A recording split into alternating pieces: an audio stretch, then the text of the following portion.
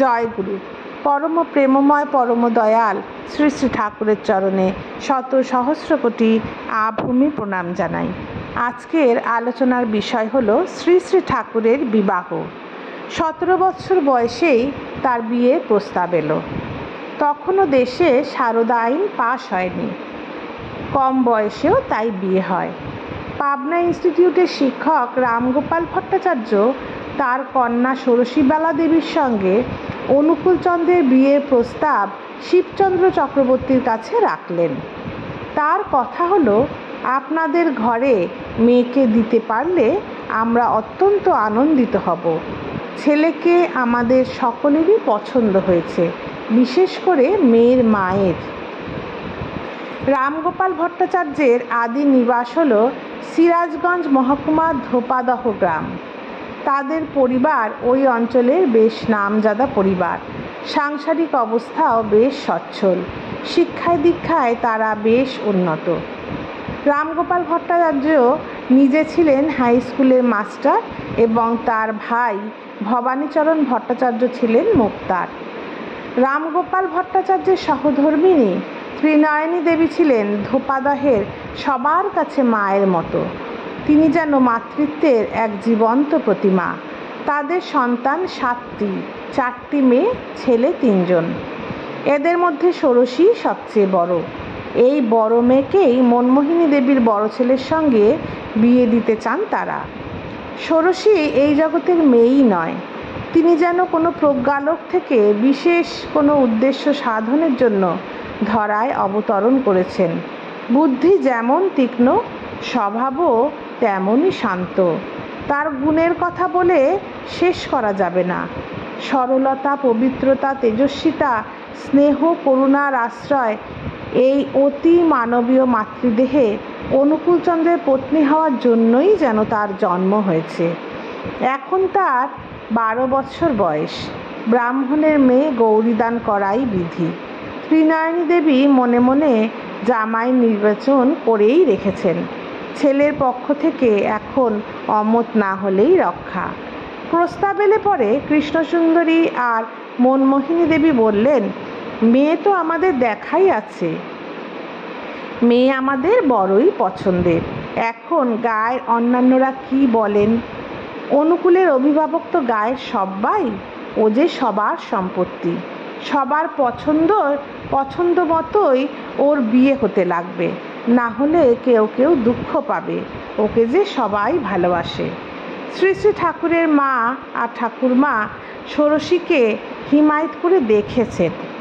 এই গায়ে ওদের কুটুম আছে, কুটুম বাড়ি আসার পর দেখেছেন। প্রথম যখন দেখেন তখন তার বয়স ছিল 5 বছর বয়স। এর পরেও কয়েকবার দেখেছেন। ত্রিনয়নী দেবীর মামারা ষোড়শীবালাকে প্রায় পাবনা টাউনের বাড়িতেই রাখতেন। টাউন থেকে হিমায়তপুরের দূরত্ব বেশি নয়। কখনো বা হরসুন্দরের সঙ্গে, কখনো বা অন্য কারোর সঙ্গে তিনি আসতেন হিমায়তপুরে মাসিদের বাড়ি। এলে থাকতেও হতো দিন কতক।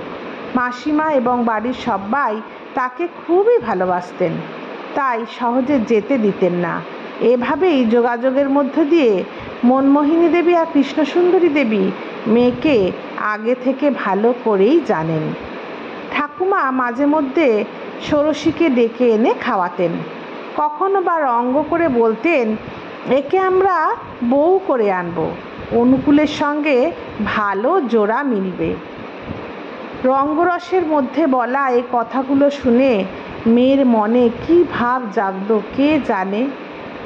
এত কথা জানা ছিল বলেই প্রস্তাব আসায় মা আর ঠাকুমা রামগোপাল বাবুকে বলেছিলেন, মেয়ে তো আমাদের দেখাই আছে, রূপে গুণে মেয়ে তো সেরা, আমাদের পছন্দ হয়েই আছে।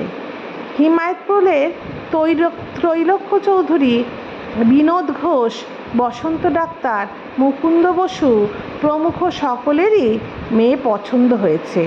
শেষে শিবচন্দ্র সম্মতি দিলে পরে বিয়ের দিন ধার্য হলো।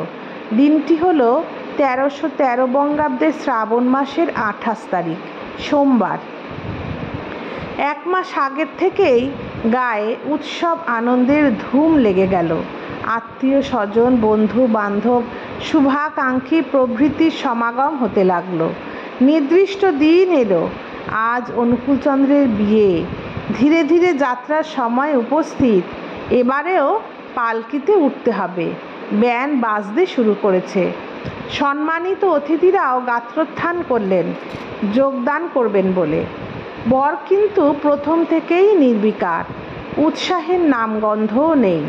তার মধ্যে কোনো ভাবান্তরও দেখা গেল না। দৈনন্দিন জীবনের অন্যান্য ঘটনার মতো এ যেন এক সহজ ঘটনা। মনে কোনো নতুন জীবনের স্বপ্নও উদ্ভাসিত হয় না। কোনো অনাগত দায়িত্বের ছবি কল্পনার চোখে দেখেনও না তিনি। বাইরের আনন্দ কোলাহল মনের ওপরে তিলমাত্র প্রতিক্রিয়াও সৃষ্টি করে না। হয়তোবা প্রকৃত পুরুষ মানুষ এই রকমই হয়। যাত্রার সময় অনুকূলচন্দ্র আর পালকিতে উঠতে চান না। ঠাকুমা বোঝাতে গেলেন, তুই উঠবি না কেন? লগ্ন উপস্থিত, লোকজন অপেক্ষা করছে, শিগগির যেতে হবে, নিয়ে চল। মুখ ভেঙচে তিনি জবাব দিলেন, তুই যাগে, আমি যাব না।